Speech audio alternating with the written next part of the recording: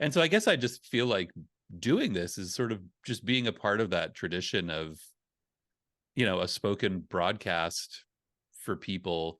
And I think what's cool about podcasting is that it's whatever you are into in this world, there's there a are podcast 53 for it. There's 53 podcasts for you. Hello, writers and crafters. I'm Valerie Isan. And I'm Erick Mertz. And this is episode 134 of the podcast, and it is October 18th, 2023, as we record this. Today, we're going to get meta. We're going to talk about podcasting, but in kind of a unique way, sort of like the behind the scenes, not the 101 course of how to start a podcast, but just sort of what happens after you've been doing 134 episodes on a podcast. We don't have any new patrons this week, but you can check out our Patreon pages at patreon.com/Valerie Isan, IHSAN, and patreon.com/Strange Air Stories for short stories in the paranormal mystery genre. Let's see. Announcements, another plug for my anthology that's coming out this month.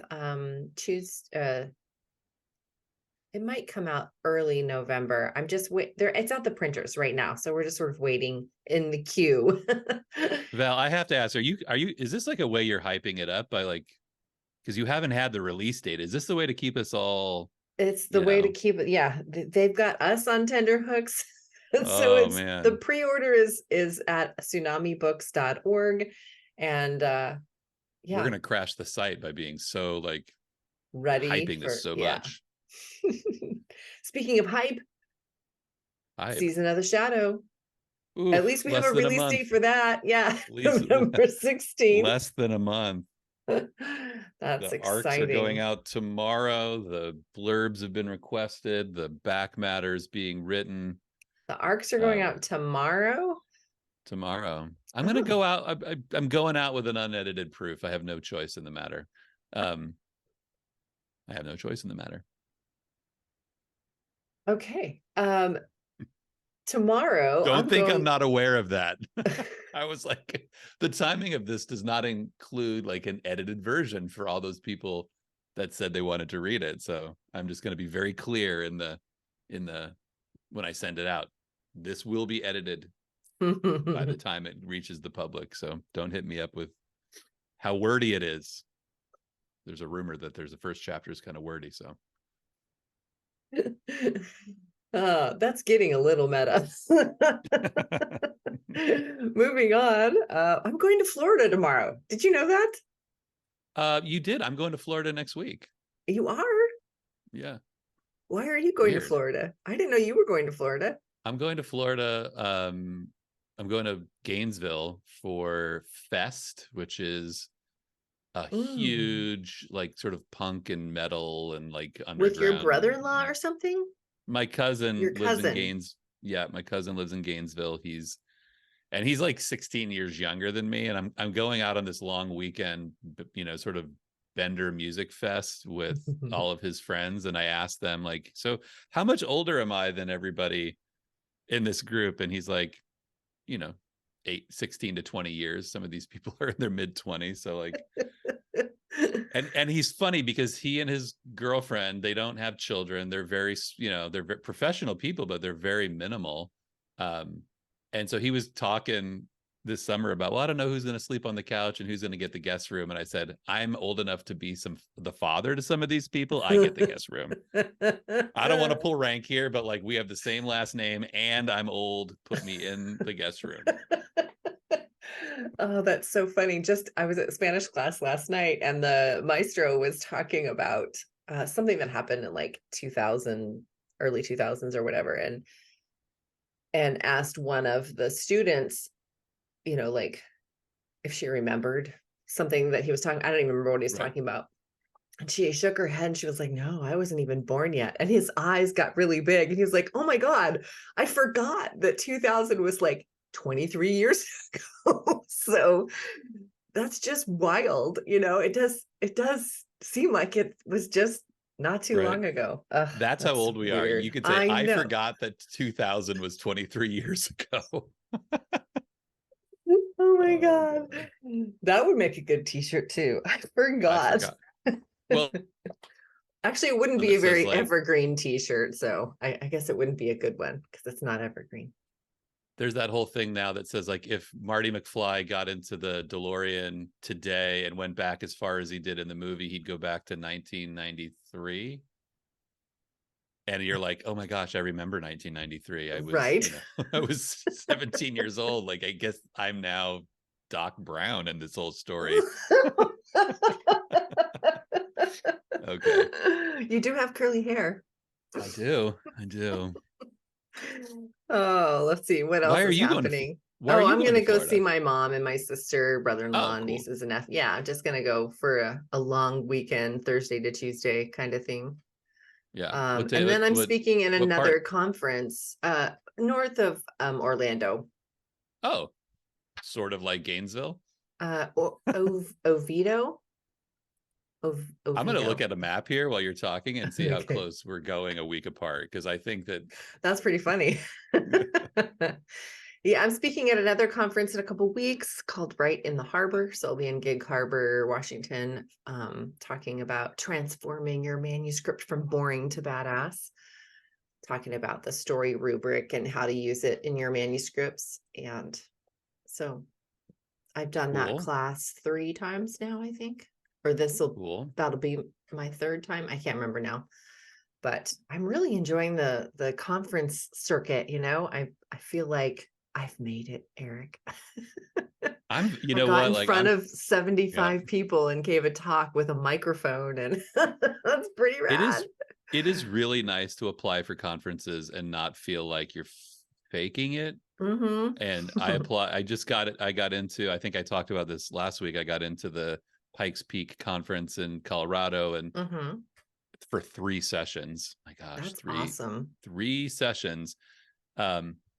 It just felt good when I filled it out to say, I've taught this multiple times. I've taught all of these multiple times, and here's where I'm going, and here's where I've been. It's just, it feels good. It feels good. I am reading a book that you recommended. I think you recommended this book a few months ago, maybe. I don't remember which episode, but it's Catching the Big Fish by David Lynch. Meditation, consciousness, and creativity. What I have found, I'm enjoying it a lot. And I really loved the first page, even, you know, like the very first paragraph that he wrote, I like. And it's full of these like little nuggets of wisdom and like seeing yourself and in it and looking at creativity in a slightly different way. And I find myself wanting to like take pictures of the pages and like post them on Instagram, like, look at the sentence. But I am finding it that I can't read it straight through. You know, like if I sit down with a book and I want to like read a couple chapters, I can't really do that in this book because the little snippets of wisdom don't really, I mean, they're all related. They're all about creativity and, you know, meditation or whatever, but they're not like, that's the only way they're linked. One doesn't really naturally go, there's no narrative. And so that I find that was a little unexpected. And so I find like, oh, I can't actually sit down and read this book. So I can only read like, I don't know, maybe 5 in a row before I'm like, okay, let's find something with a narrative arc. But I love it. As we were talking before we hit record, like I picked that book up on a retreat with my wife, and I ended up reading the whole thing cover to cover because I was so fascinated by it. But that was the wrong way to read that book. So I own it. And what I'll do with it is I'll pull it off the shelf. I'll read it until something catches me. And then I just go take the dog for a walk and think about that thing that he talks about, because there's one in there that's just like a clown, a car, a steaming cup of coffee. Like, he just gives visuals and he says, that's all this is, or something. And I remember thinking like, he's making a point. I don't know what it is. I can't read past this until I just meditate on it. So yeah, that's crazy. Really interesting that you said that. Oh, go ahead. Finish your sentence before it's so David Lynch. If only David Lynch could write that book on creativity, it is so him. So what were you going to say? I was thinking about using it as kind of a day book to read before I start journaling in the morning. Yeah. As kind of things loose. Yeah, just like the reason I would read a day book, just to give myself something to ponder and think about while I'm journaling, or think about through the rest of the day. That's so interesting that you said it that way. And the fact that you brought it up gives me chills, because in that book he talks about the inspiration for Twin Peaks. And Mm. if that is true, and that is not a myth, I have a lot of Twin Peaks friends that debate whether or not his inspiration for the whole series is as he described. Okay. But it is, to me, that is like the most pure, brilliant, like inspiration moment I've ever read. So Cool. I anyway. can't wait to get to that point. Well, I mean, the general story is that he touched a car on the Oh set of a yeah. movie. He leaned back against the car in the heat of the hood of the car. He got the entire story of Twin Peaks. I'm not spoiling anything from the book because he describes it more eloquently, but if that's the truth, my favorite series ever, my favorite thing ever, if it really did come from touching a car, that's like amazing. That's like a gift from God, if there is such a thing. So He probably thought so too. but then there's also the David Lynch, like, don't let the truth get in the way of a good story kind of thing. So he may have fabricated that, because it's a great story. If you've ever, he does a daily weather report on his website where he just sits on his office and records himself looking out the window and talking about the weather. I mean, the guy can make the weather interesting. So, That's and interesting. weird and surreal. So yeah, David, if you're listening, we have the same birthday. I keep a seat for you at the table, and if you'd like to come, you're welcome. Look me up. So because I discovered that it's not a book that I can, read through cover to cover, I picked up a book by Laurie Buchanan. That was her name. And the title is Indelible. It's the first book in a series of mysteries that take place in the Pacific Northwest. Oh, And I cool. met her, at the last conference. So I picked up her book. So that's what I'm also reading. Well, Indelible. keep me posted on whether, I mean, I'm sure you will. We have a sort of formalized keeping each other posted on our reading part to our lives now. But yeah, I'm always interested in stuff that takes place in the Northwest. Yeah. And being, a mystery novelist too. Yeah, right. And it takes place in a writing retreat, which I was like, oh, cool. Interesting. I've only read one book that takes place at a writing retreat, and it was by Chuck Palahniuk, and it was like, I'd never been on a writing retreat, and so when I read it, I thought, is this really what happens on a writing retreat? Because this is wild stuff. But Chuck Palahniuk is, you know, I've next never to read David anything Lynch. by him. Oh, really? Yeah, he kind of scares me a little Oh, bit. I'm a I little had a bit. beer with him once, and when I told him I'd only read Fight Club, he put me in a headlock, and there's a picture of it out there somewhere of like Chuck Palahniuk giving me this headlock, and he was whispering in my ear, "You will read other books. You will read other books." You're like, okay, okay. He's a wild man. Yeah. And I read another book. If he's listening, Chuck, I read multiple other books. What are you reading?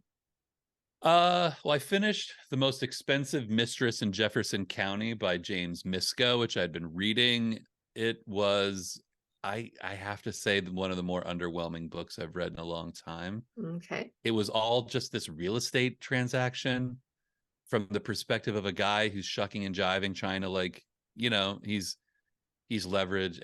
It was just like reading my realtor. I'm selling a house right now, and I'm like, so this is a book about what my realtor's doing. Like, it was interesting. The characters were like, I don't know, they were interesting, sort of small town Western characters, which everybody knows I love.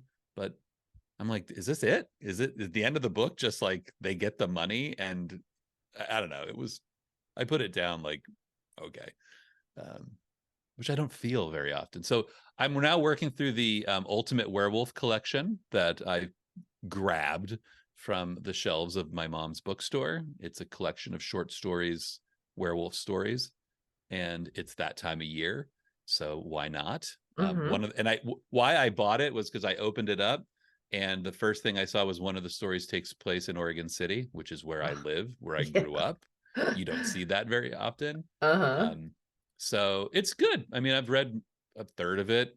Harlan Ellison's in it, who's a great sci-fi and horror author, and I am, I'm thoroughly enjoying Who it. is I it? got the next. What is it called? It just says Ultimate Werewolf Collection. It's the Ultimate Werewolf. Yeah, it's got like and here's the funny thing.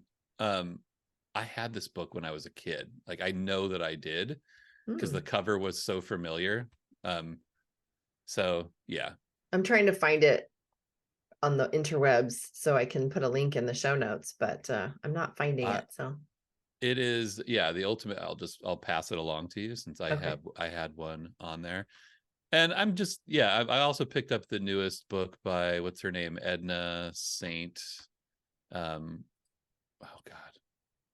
The Sea of Tranquility author. I'm blanking on her name. Emily St. John Mandel. Yeah. I picked up her latest book. So that'll be the next one that I'm going to read. I can't wait. It's called like The Singer's Gun, which is such a cool title. Oh yeah. The Singer's Gun. Cool. So, all right. I'm doing what I do when I travel too. I'm sort of plotting what the next book, what book I'm going to read. Do you have the next? So my cousin and I have been reading this sci-fi author, Adrian Tchaikovsky, and we both read the first book in the series, The Children of Time, Children of Ruin. And so I'm going to read the second book, I think, while I'm there. It's called Children of Ruin. Children of Ruin. He's reading the first book right now. So I'm hoping to be reading the second book while I'm there, maybe kind of keep the conversation going about it, because it is an very interesting sort of sci-fi story. Although some people have said it's a bit cheesy. I don't know. Not for me. All right. Well, let's talk behind the scenes. So you and I do a weekly podcast. Did you know that? Let's talk about how this whole thing started. Between you and I. Oh, okay. Well, you can talk about how the whole thing started for you too. I guess I don't really know that. The whole thing started because I was teaching at a community activity center on the nitty-gritty of self-publishing and how to write a novel, and just all things authorish stuff. And the I don't know what this says about me, or I don't know, but anyway, the attendance started shrinking through the years. And so I kept like polling my audience, like, what kind of classes do you want to hear? Would you come to a class on this? Or, oh yeah, I want it. But that wasn't translating into people showing up in the classroom. So I thought, well, people obviously want to know this, but it's not, the format must be not accessible for whatever reason, like, oh, I can't come Wednesday nights or whatever. So I started coaching one-on-one and teaching that way and consulting that way. And then that was kind of when I came up with, actually what happened was I brought my writing and publishing checklist that I use, and it's a pretty mammoth checklist. It's like 4 pages of single-spaced things to do. And I had showed it to someone in my critique group at the time, and she was so overwhelmed. She's like, you could do a class on every single line item here. So what I ended up doing was starting the podcast so I could provide free content for, people that want this information. And so that's what I ended up doing, was just talking about the writing process, the publishing process, like all the things that you need to do to make a book and get it out there in the world. And that's what I started talking about. And then once I was done with the checklist, I was like, okay, that was season 1. Like, what am I going to talk about now? Right. So then I thought, okay, well, mindset was really hot back then. And we were talking about it on offline that has resurged. There's like been a resurgence of like writing mindset and whatever. But at that time, that was what I was talking to my audience about. So that was season 2. Then season 3 was all about like business strategies, and I was kind of gearing it towards authors, but other entrepreneurs as well. And then that was when I was like, all right, I really love podcasting, but I kind of feel like I've said everything that I know at this moment. I didn't know how to like bring new life into the podcast and make it interesting and valuable for other people that are listening. And so that's when I contacted you and said, hey, dude, We have rapport. Let's do a show together. And so from my end of that part, I was walking around the concourse at halftime at a basketball game, a Portland Trailblazers game. I remember that. Oh my God, I'd forgotten. I did the thing that I always do. I put my phone in my back pocket in my right hand, and I was carrying my beer in my right hand, and I felt my phone buzz. And I had to do the thing where it's like I reached with my left hand to get the phone out of the pocket in my right hip pocket, Yeah. which is always awkward, you know. You And kind of not look like a weird, spill the beer. not spill the beer. And I think I responded immediately and said, "Oh yeah, let's do this. This is great." Actually, I think I remembered saying, I've got this thing, I want to talk to you about. It was sort of vague booking. Yeah, I do remember that. And then you were like, no, you got to tell me now. Right. I can't do that. And for me, like in college, I was on. I went to school at U of O. I was a late night DJ at KWVA 88.1, the little brown pile at the end of your dial, and I just love broadcasting. It's something I always enjoyed doing. And I'm sorry, I can't get over the little brown pile at the end of your dial. That was my little thing at the top of the hour. You've reached 88.1 KWVA, the little brown pile at the end of your dial. That was the John Spencer blues explosion. Like I loved it. I loved the idea of it. Mm-hmm. And podcasting, like it came, and I you'd wanted to be on a podcast too, which is why I also contacted you, because we talked about different ideas that you could do for your podcast idea. And the idea of like, I like radio, mm-hmm. and I like, I am fascinated by radio and the history of it and how it's, just when I get to any new town, I turn on the radio and I just listen, I listen mm-hmm. to whatever weird radio stations down at that end of the dial where the public broadcasting usually is. And so I guess I just feel like doing this is sort of just being a part of that tradition of, a spoken broadcast for people. And I think what's cool about podcasting is that it's whatever you are into mm-hmm. in this world. There's a podcast for it. There's 53 podcasts for you. And my son wanted podcasts on the Goosebump books, the R.L. Stine books. There are a gazillion podcasts about the Goosebumps books. That's cool. But that's what's cool about it, right? I think this is what media went from being this sort of big impersonal thing where nobody could get on the air to a very personal thing where if you want to talk about obscure 50s Alaskan novelists, I'm sure there's an audience for you that will want to listen to it. And that's great. It's the world we want to live in. Yeah. I mean, it's self-publishing it's just it totally is. It's a different version of it, but it's the same thing. There's no more gatekeepers. You can talk about anything. You can genre bend, And it's completely up to you I listen to a lot. I mean, I think we should probably sit here and list off some of the podcasts we listen to. I think that would be kind of funny, but I love that the people that I listen to change they change things.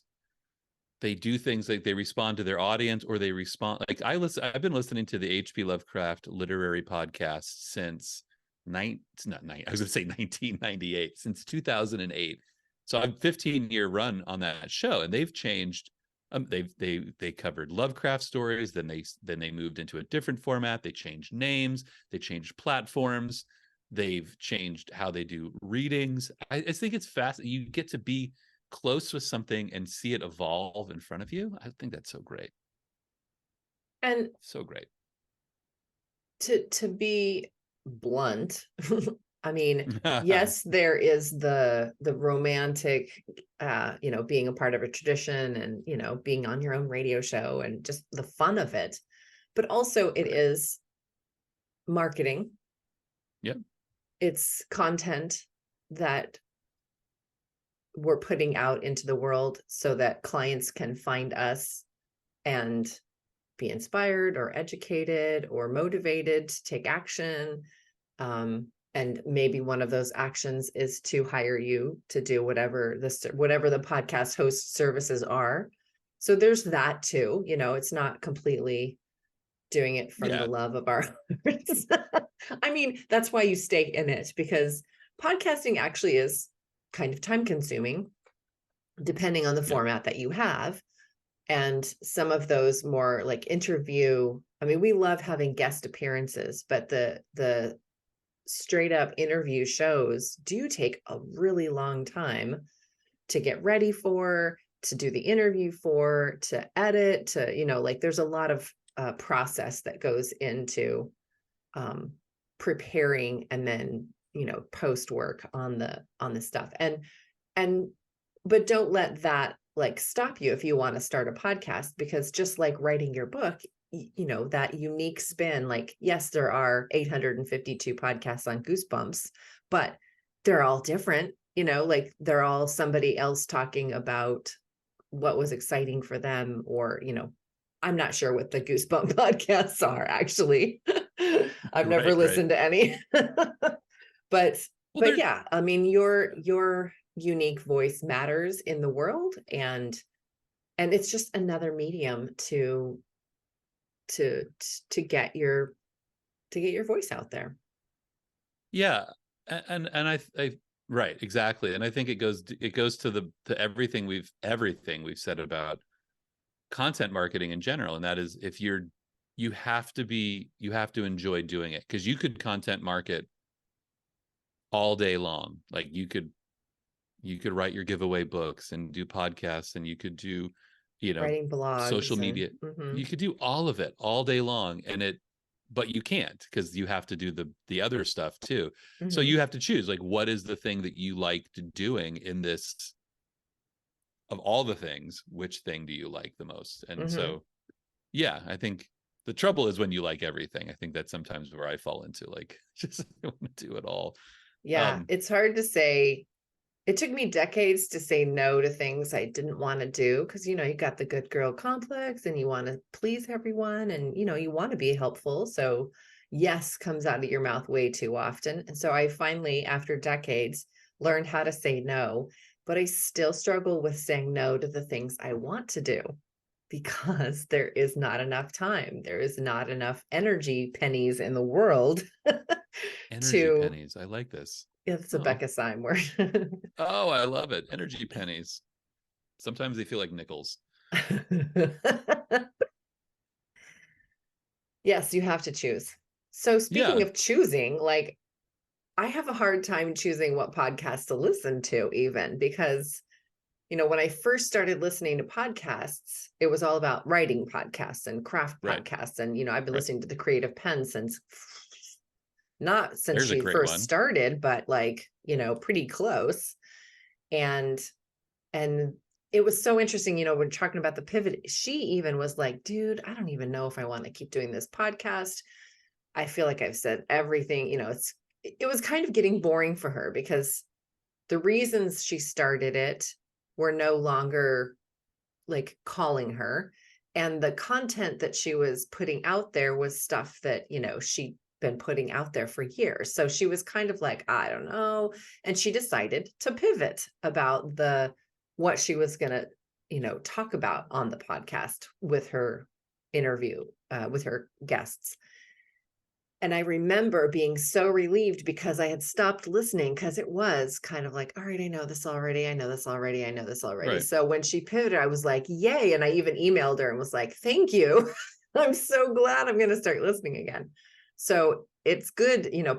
Sometimes if you're a podcast host, you worry that, you want to niche down so people can find you in the search engines, and you want to be relevant to what they're looking for. So you want to kind of stick in your niche, but your lane. Yeah. Yeah. But also it's totally okay to like pivot and move on, because sometimes your listeners crave that too.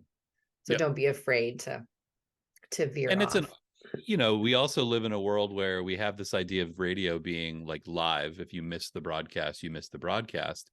But now there's this ever expanding archive of all the content creators put out there. So you're always out there. You could, whatever, Joanna Penn could stop her podcast tomorrow and shutter the whole thing, but there would still be so many episodes, and you could still listen to it for years. Yeah, you could be into it for a long time. So it does, in a sense, it's like a backlist.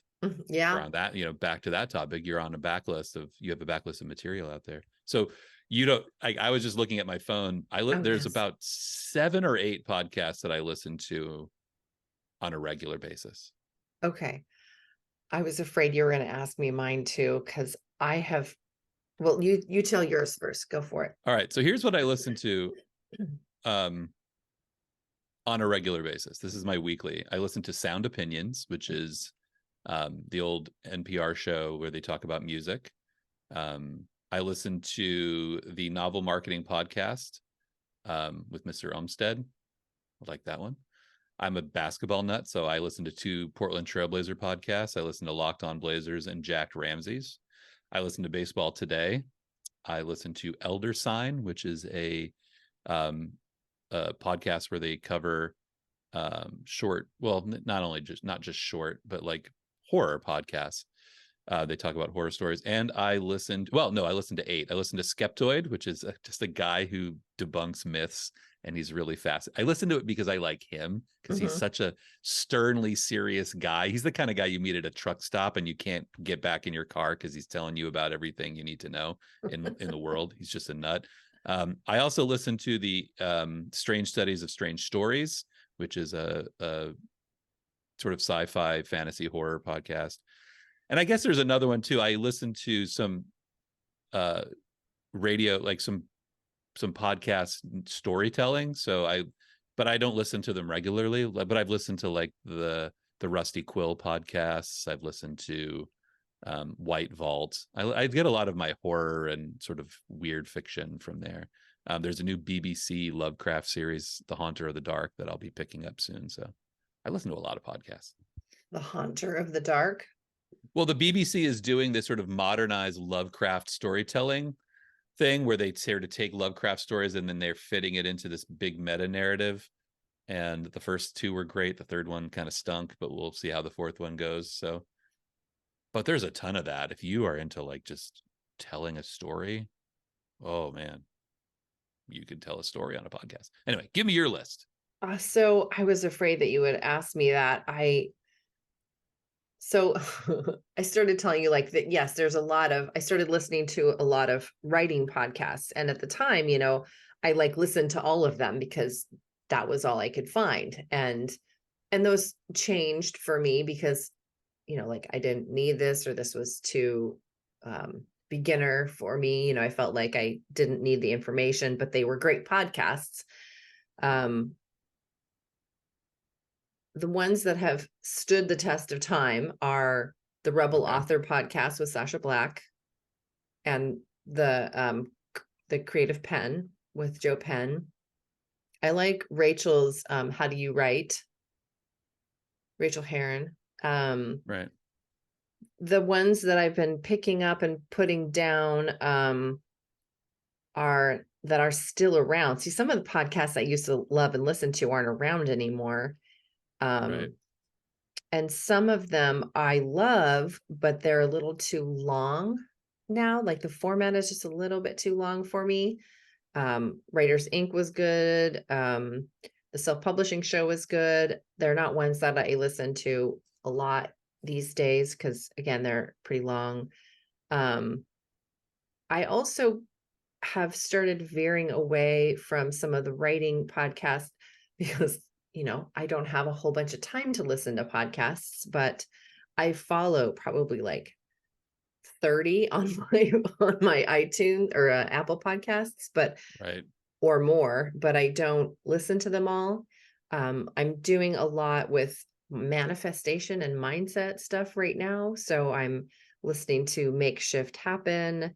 And what is the one that I really like? It's got 3 words in the title. I'm looking for it on here. Mindset, Magic, and Manifestation podcast. I like that one.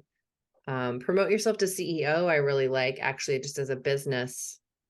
And I was listening to a while money ones. Redefining Wealth, I really like that podcast.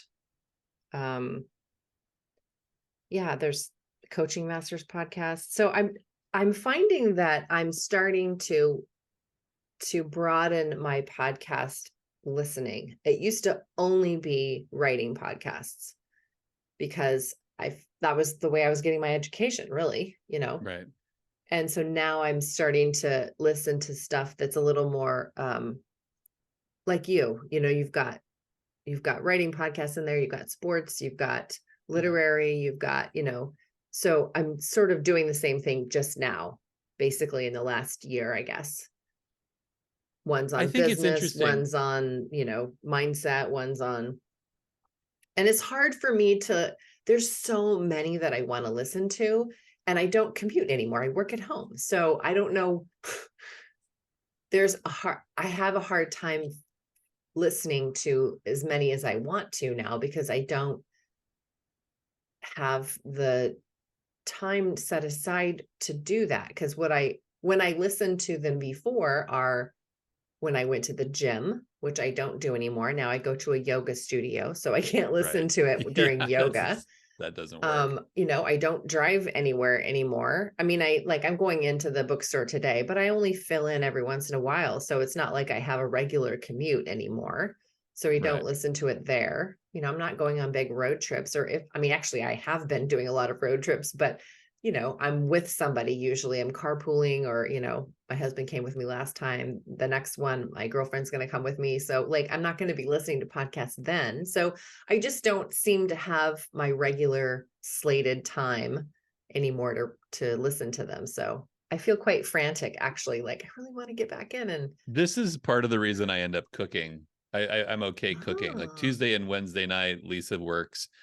I'm home with the kid. Elijah wants to go do his thing for a while. And so I'll be like, great, I'll put my headphones on. I'll grab 2 or 3 podcasts. I think you're hitting on something, though, that's important to note. And that is, if you're listening, I said I listen to the Baseball Today podcast. That comes out every morning. It's a 20-minute podcast in the morning. I do not listen to it every morning. If something happened the previous day and I want to hear what my, Chris Rose has to say about it, I'll tune into it. The same thing with writing podcasts. There's probably a half a dozen other writing podcasts that come through my feed.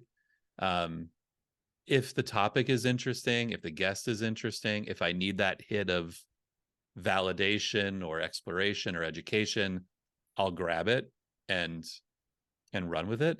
But it's, you do kind of run into that thing where you've got 53 podcasts on whatever topic you're talking about. And it's like, all right, they're talking about, for example, the Amazon just sort of redid the way the category algorithm works, or the category, algorithm and placement works.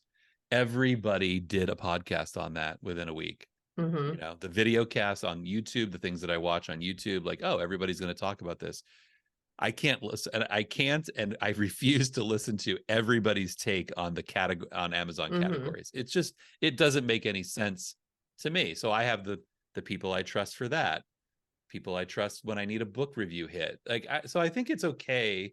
One of the things I run into, my things that make me frantic, is that by nature I'm a completist. I want to. I was just gonna say. Right. You feel like you have to do. How do you? So when I read a book, I write it down. I keep a tally of the books that I read. If I start a book and don't finish it, that used to drive me crazy. I didn't know where to put that, I wanted credit for doing at least part of the, in my mind. So I have a different list for that. In our brains? How ingrained is that? When I'm running, I have finally come to the same mindset as you. Yes, I don't need to listen to this podcast about this topic again. But what do you just mark it as played? Like that. That's so funny. God, oh my God. This is like cheating. Some sort of OCD habit. I have it, but I have it. It's, yeah, I have a hard time when I look back, I'm scrolling through, let's say I feel like I want that marketing. I don't know. There was one I used to listen to.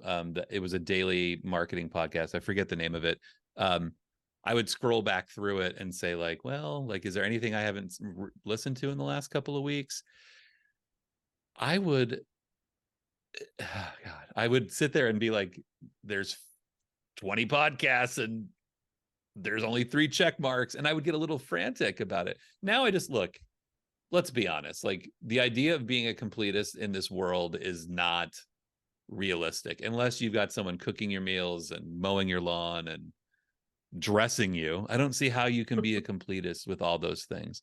There are, like, I listen to every one of the Strange Studies of Strange Stories podcast. I know when they can't come out. My Thursday drive is timed to listen to it when it comes out, because it comes out at 1:00, and I'm always in the car at 1:00 to listen to it. But other than that, like, if on the Blazer podcast, they're talking about a game that I went to the night before and I was frustrated about the game, I'm not going to listen to them be frustrated about it. So I give myself permission to like get a C- when it comes to completion, I guess. I don't know. You go crazy. Don't go crazy. Don't go crazy. I guess I feel like I have to like catch up. Like I can't listen to episode 83 if I haven't listened to episode 53. And then also like Apple Podcasts stops downloading after a while if you don't, like, oh, you haven't been listening to this podcast for 7 months. So Apple doing what it thinks I want it to do for me is a whole nother topic. Like, I don't know how many things Apple corrects for me that I'm like, this wasn't broken. Keep doing the thing. I didn't ask you to do this. I get that. I do. I at heart want to be a completist, but it's just not relevant in today's world. It sounds like that kind of gives me permission to like not finish reading the book, unless you're limited, and I don't mean limited as in like less than. I just mean unless your interests are limited. Like I've got a buddy, on the sports thing, because it's kind of finite. Like he doesn't follow anything other than basketball, so he has no interest in all the other stuff. So for him, he listens to 5 or 6 big basketball podcasts every week, and that's just it. While I'm over there watching football, he's like, nope, still listening to my basketball podcast. So you can limit your scope, and that might That's true, because I was listening to all the writing podcasts every single week. And how much writing were you doing? Maybe that's why I was that built-in distraction, you guys. I think you can overeducate. I think you can overdo it. Yeah, maybe it's the number one input thing, I think. But for you, yeah, it's the number. Yeah. So has it replaced craft books? Like when you look at the shelf for the writing books, or you're on that Amazon page for the writing books, do you say, I listen to a podcast for that? Do you do that? Sort of, actually. Yeah. I mean, it does like feed that. Oh, I've been learning all this time about that, but also no, if there's a specific topic that I want to, if I want to learn how to, write better dialogue, I'm going to read The Dialogue Doctor Is In. I'm going to read a book specifically about dialogue, because it'll go deeper. And that's what I want. I don't want the surface. Oh, do these 5 things when you're practicing dialogue, because I want to go deeper. So I use the podcast learning for the surface stuff to find the things that I want to go deeper on, so I can get the craft books on those. Therein is where I think the sort of learning your craft through podcasts is limited, because there is this need, because you're marketing a podcast. Every one of those people is marketing a podcast, and their success is determined by a click and a listen. So when you said 5, like, the 5 things you need to know, that's such a podcasty sort of like clickbaity trope. Is it's clickbaity, and you kind of have to do it. So I guess that would be the caution to it. Yeah, that makes sense. I have moved all of my books from one city to another city, and so that gave me an opportunity to look at all the books I own. And I think I stopped buying writing books probably, I don't know, probably 2017. I saw like that's the last like print writing book that I bought, and I've downloaded a ton, because there's a lot. That's now sort of the ecosystem I'm in. But I have questioned like how much of my education is coming on these podcasts, and how much of my ongoing education, should be coming through those podcasts, and am I getting the same information? I don't know. Maybe not Can't as answer that. deep, maybe, because But it's just not that's what we allowed. want. Yeah, if you want deep, then a book, I think, is still where to go to do that. Right. Arguably. So in our remaining minutes left on the podcast today, I wanted to just touch briefly on kind of our podcast and topics that we haven't, what else is there? Because this is one of the things that's hard about podcasting. Every single week is coming up with topics. I have an opportunity to be part of another like podcast consortium, not consortium, but it's another podcast that a whole bunch of editors were gonna like start and do together jointly.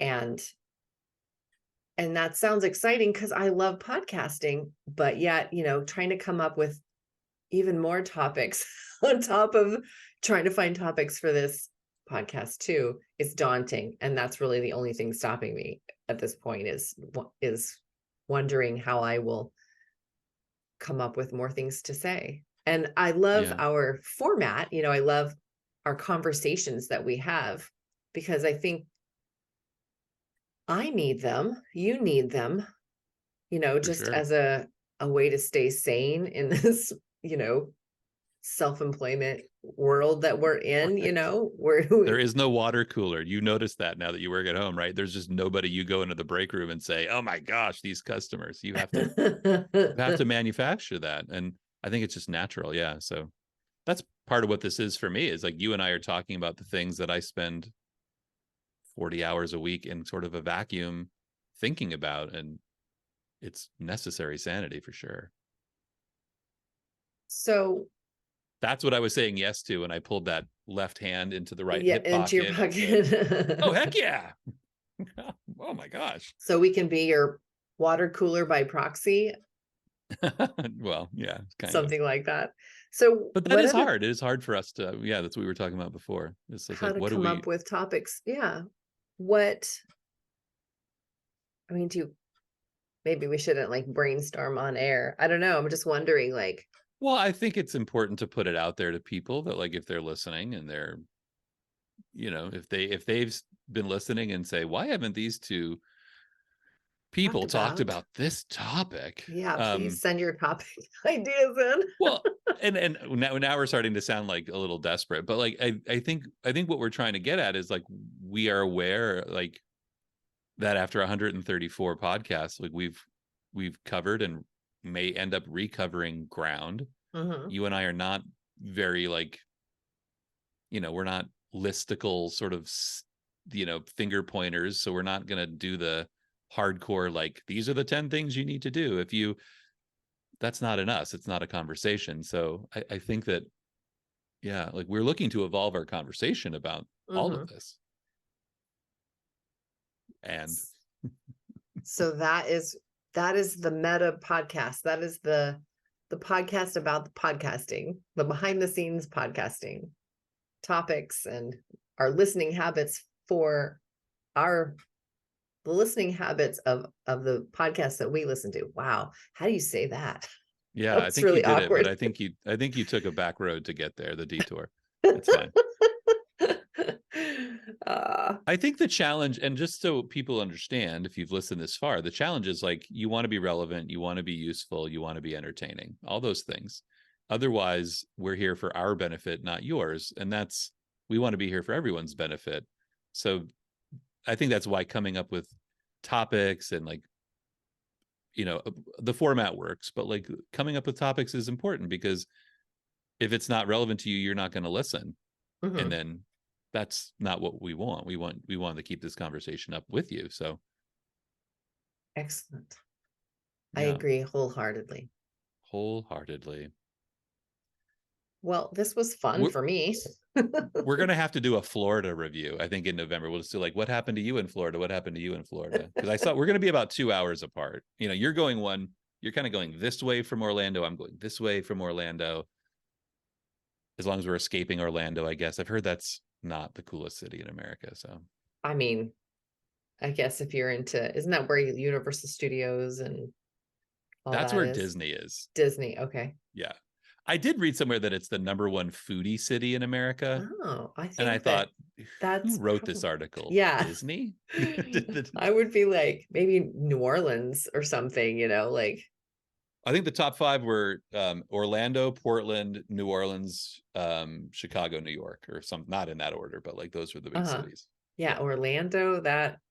I think this was written by the Disney PR people. They were like, you know what we need to do? We need to make people think that this is more than just a bunch of Applebee's out here. We gotta, we'll make them think there's some good stuff. We'll get them out here. Come on. That's how it works. That's funny.